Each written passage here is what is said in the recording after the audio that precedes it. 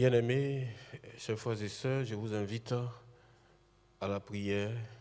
Seigneur, merci pour la grâce de la vie. Merci pour la grâce de ce jour.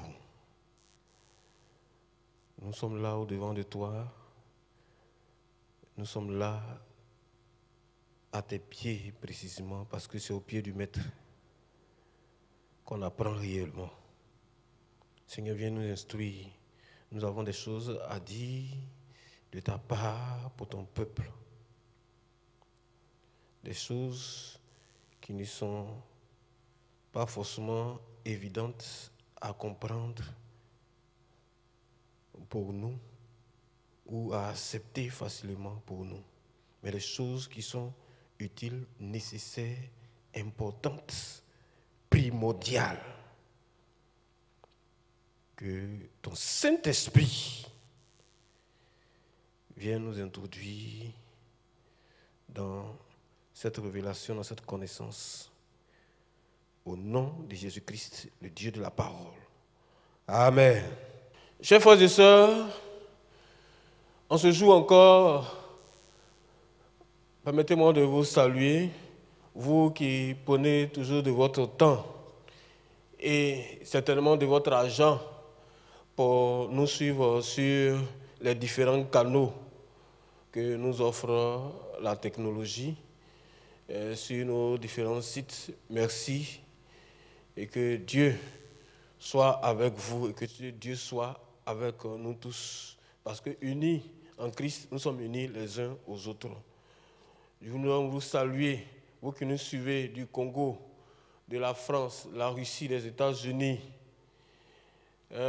d'Abosso, de Boaké, de Korogo et d'ailleurs, que la visitation du Saint-Esprit soit votre partage en ce jour, que le Seigneur lui-même, au travers de sa parole, vous fasse énormément du bien, que sa grâce soit sur vous au nom de Jésus. Amen. Chers frères et sœurs, nous continuons donc notre série d'enseignements sur le monde. Nous sommes en train de voir pour le second trimestre les profondeurs du monde. Nous l'avons introduit et nous avons parlé également des œuvres du monde. Et aujourd'hui, nous allons voir le monde dans l'Église. Et pour en parler, nous allons lire deux textes qui vont servir donc de guide. Le premier texte se trouve dans le livre de Néhémie et le second dans la première épître de Paul aux chrétiens de Corinthe. Néhémie chapitre 13, les versets 4 à 22. Néhémie chapitre 13, les versets 4 à 22. Le deuxième texte, nous le trouvons dans la Nouvelle Alliance, précisément en 1 Corinthiens chapitre 5, versets 9 à 13. 1 Corinthiens chapitre 5, versets 9 à 13. Bien-aimés, pour illustrer ce thème, le monde dans l'Église, nous avons choisi deux textes que nous venons de lire. Et nous voulons illustrer ce thème, le monde dans l'Église. Un jour, l'ange Michael a été surpris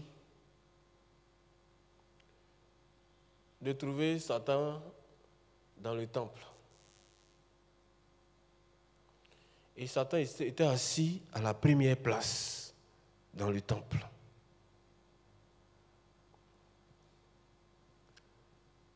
Alors l'ange Michael s'approche de Satan et lui dit, mais attends, toi là tu fais quoi ici? Satan lui demande, mais Michael, reste tranquille, assois-toi. Michael dit, non, je ne m'assois pas. Tu fais quoi dans l'église ici? Ça c'est l'assemblée des chrétiens. Tu fais quoi ici? Satan lui dit, bon, comme tu ne veux pas t'asseoir, attends, je vais te donner l'information. Je suis venu ici parce que j'ai mes éléments ici. Et l'ange Michael dit, aïe, comment? Ici, là, c'est l'assemblée des chrétiens, des enfants. Satan retorque à l'ange Michael, il lui dit, bon, pour ta gouverne, tu as vu le monsieur qui est assis là-bas, il pointe du doigt un monsieur. Il dit, tu as vu le monsieur là? Hier soir, c'était samedi, hier soir, il a dormi chez sa maîtresse. Et puis, c'est le matin même, il est rentré à la maison pour s'habiller, pour venir. Donc, c'est mon élément sûr. Et puis, il pointe du doigt encore une soeur de l'église. Il dit, tu vois la soeur là? Tu vois pas comment elle est habillée? Il y a ses fentes, habillées qu'elle a portées, il y a fentes. Jusqu'à... Tu n'as même pas besoin de faire des formes pour voir toutes ces cuisses qui sont au dehors. Habillée qu'elle a portées là, c'est moi qui ai conçu le modèle. Ça vient de mon atelier direct. Et donc, ça c'est mon mannequin. Elle est en mission comme ça. Donc, je suis là, dans cette église-là, pour encourager tous mes éléments, tous mes agents, tous mes serviteurs et mes servantes. Ils sont nombreux, hein? Ça j'ai pris 2 exemples seulement, mais ils sont nombreux ici. Donc, il ne faut pas penser que ici, là, c'est seulement les enfants de Dieu qui sont là. Moi aussi, j'ai mes enfants dedans. Donc, Michael, fais ton travail, moi aussi je vais faire mon travail. Il faut encourager et inspirer ceux qui sont les enfants de Dieu. Moi aussi, je suis venu encourager et inspirer ceux qui sont mes enfants et mes serviteurs. Chacun n'a qu'à faire son travail. Le temps n'est pas encore venu. Voilà, pour le jugement. Donc chacun fait son travail. Laisse-moi faire mon travail. Sinon, tu vas voir que si on veut bien voir même, je suis majoritaire dans cette assemblée-là. Mais vous voyez, bien-aimé, cette histoire, c'est vrai. C'est une anecdote, mais elle n'en demeure pas moins vraisemblable. Pour dire que dans l'Église, Satan peut avoir des éléments, ses agents dedans. Satan peut introduire institutionnellement des éléments dedans. Et le monde même, quelquefois, a ses entrées dans l'Église. La stratégie du monde par rapport à l'Église, c'est d'amener l'Église à penser comme lui. Donc, amener l'Église à penser comme le monde. Et finalement, amener l'Église à périr comme le monde. Dans le texte de Néhémie que nous avons lu, il s'est agi donc de l'introduction de Tobija dans le sanctuaire de l'Éternel. La Bible dit que Tobija, l'ennemi de Juda, l'ennemi des Juifs, a été reçu dans le sanctuaire. On lui a même donné une chambre dans le sanctuaire. Ce n'est pas dans la ville de Jérusalem, mais dans le sanctuaire de l'Éternel. Tobija qui est contre les Juifs, on lui a donné donc une chambre dans la maison de l'Éternel. Et de temps en temps, il va là, puisqu'il a ses affaires là, certainement, il passe les week-ends là, ou bien alors il vient dormir là. Peut-être même qu'il amène ses copines là-bas, parce que c'est un païen. Pourquoi? Parce qu'un juif, un lévite, à cause des liens de parenté, lui a donné donc une chambre dans la maison de l'Éternel. Quand Néhémie a vu ça, le jour où il est arrivé, il n'a même pas déposé ses bagages. Il a jeté les bagages de Tobija au dehors. Et il a purifié, donc non seulement la chambre, mais il a purifié tout le temple. Parce que justement, le temple était laissé pour compte, les gens avaient abandonné. le temple, il a livré le temple aux païens, dont Tobija. Et chacun s'est cherché. Dans le texte de 1 Corinthiens, chapitre 5, il est écrit expressement que nous ne devons pas tolérer au milieu de nous des gens qui se disent chrétiens, mais qui en réalité sont des païens et qui se disent frères, mais qui sont des païens et qui nous trompent.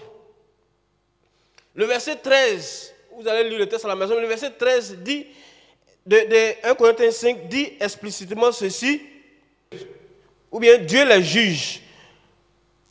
Ôtez le méchant du milieu de vous. Ôtez le méchant du milieu de vous. Ça, 1 Corinthiens chapitre 5, verset 13. La Bible nous exhorte donc à ne pas avoir de rapport avec les débauchés, les impudiques, les ivrognes, les blasphémateurs, les cupides, les idolâtres, qui sont au milieu de nous. Bien-aimés, le monde est entré dans l'église. À l'analyse, le monde est entré à la vérité, le monde est entré dans l'église. Nous allons le voir au niveau ou au plan administratif, au plan social et au plan spirituel. Au plan administratif, nous assistons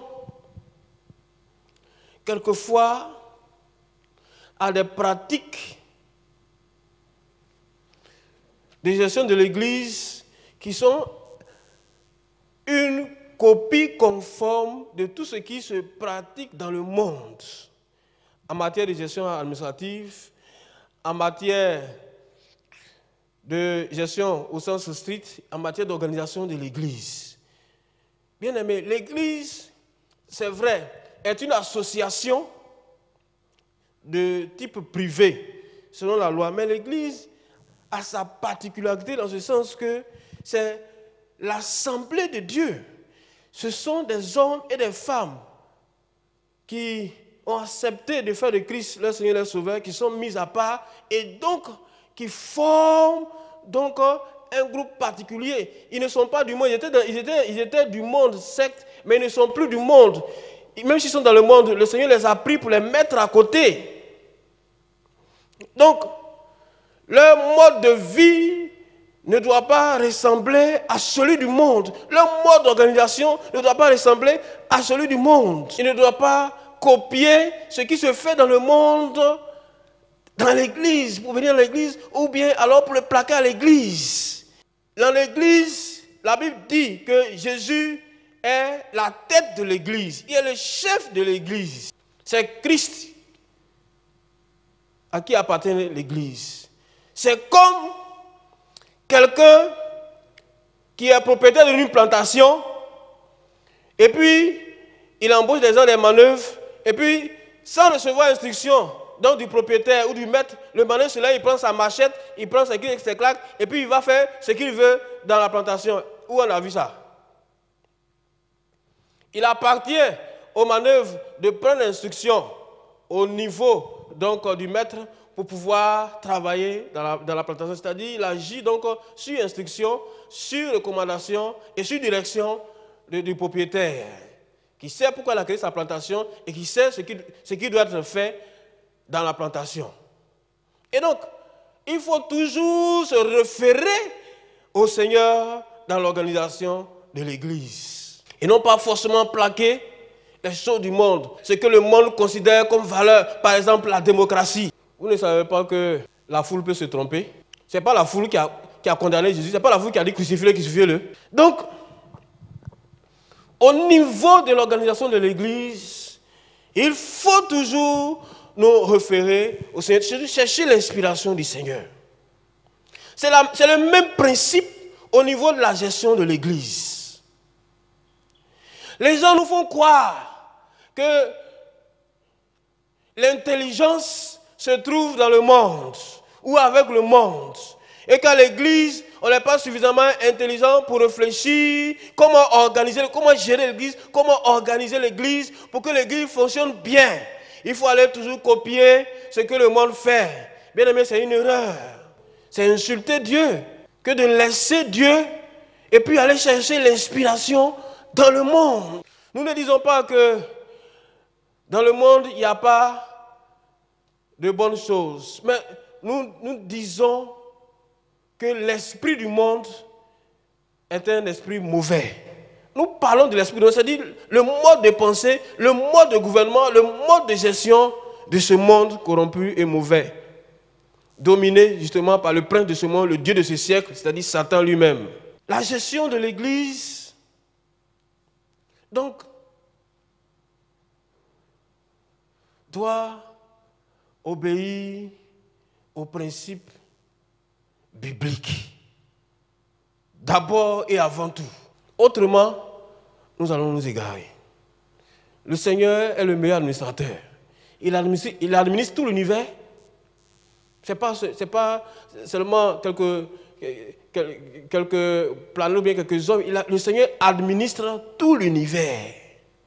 La gestion de l'Église, donc, doit obéir aux principes bibliques. D'abord et avant tout, aux principes de la Bible. Autrement, nous allons nous égarer. Le Seigneur est le meilleur administrateur. Il administre tout l'univers. Référons-nous donc à lui. Cherchons constamment la volonté de Dieu dans l'administration de l'Église. Sinon, nous allons aller bientôt aux élections pour renouveler toutes les instances. Qu'est-ce qui va te motiver donc dans le choix des responsables ou bien même dans ta propre candidature? Qu'est-ce qui te motive? Est-ce que c'est parce que la personne porte le même nom que toi que tu le préfères à tel ou tel poste? Ou est-ce que tu chercheras vraiment la volonté de Dieu? Même si c'est ton parent. Le monde, généralement, c'est ce que tout le monde fait.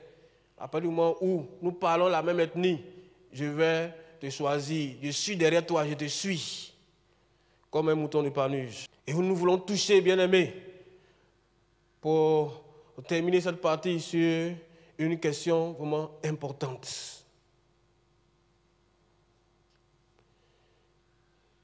L'Église appartient au Seigneur Jésus-Christ et non pas aux hommes. L'Église appartient au Seigneur Jésus-Christ et non pas aux hommes. En tant qu'Église de Christ, je parle vraiment avec toute l'humilité, mais en même temps avec tout le sérieux. Dieu a organisé l'Église. À la tête de l'Église, Dieu a choisi des personnes qu'on a appelées ses oints, bien-aimés.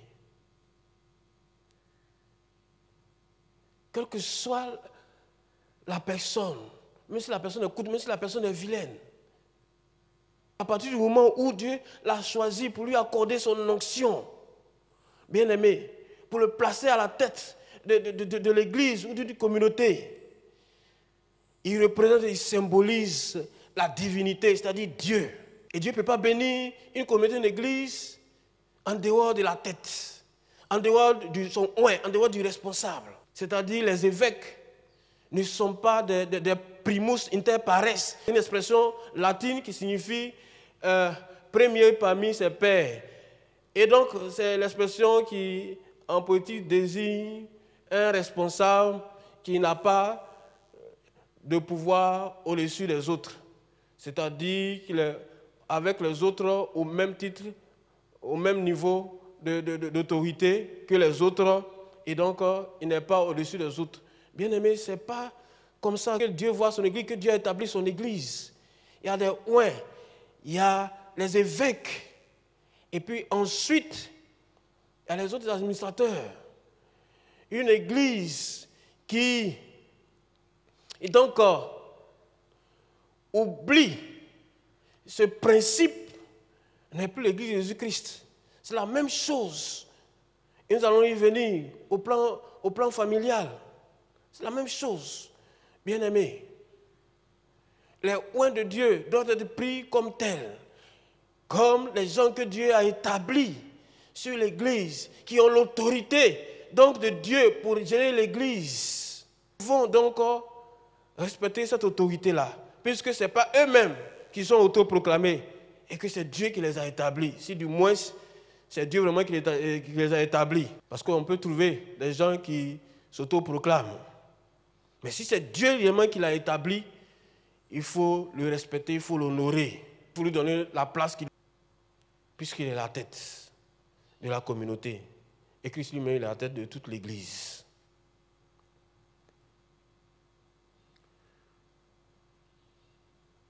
Que Dieu donc nous aide à nous référer toujours à sa parole, nous référer toujours au Seigneur pour gérer de manière administrative l'église et de ne pas copier ce qui est dans le monde, ce qui vient du monde et qui généralement tente à dénaturer donc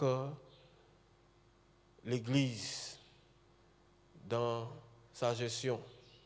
Que Dieu nous aide, bien-aimés, à comprendre ces choses. Que Dieu nous aide à être des instruments de gestion efficace de son Église. Comme nous l'avons vu, la gestion au plan administratif doit obéir aux règles établies par le Seigneur pour son Église. Que Dieu nous bénisse. Parce que ce que le monde veut nous faire, ce n'est pas seulement copier le monde, mais c'est remplacer les institutions de Dieu, remplacer le monde de gestion que Dieu a établi par ce que le monde pense, ce que le monde veut dans l'Église. Et nous voyons cela également au plan social. Bien-aimés, que la paix de Dieu soit sur vous, que la grâce de Dieu soit sur vous, et que Dieu nous aide à conserver son Église pure, dénuée de tout ce qui est du monde. Que Dieu vous bénisse sur vous. Amen.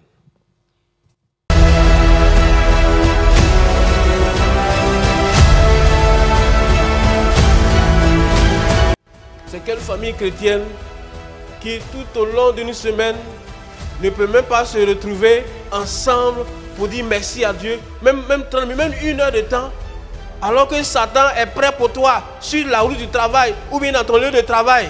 Et puis tu es surpris que dans ton travail, on te persécute, dans ton travail, on te fait des coups bas, dans ton travail, on te jette des pots de bananes. Tu es surpris que dans ton travail, on cherche à te renvoyer, dans ton travail, tu n'as pas de promotion, tu es surpris.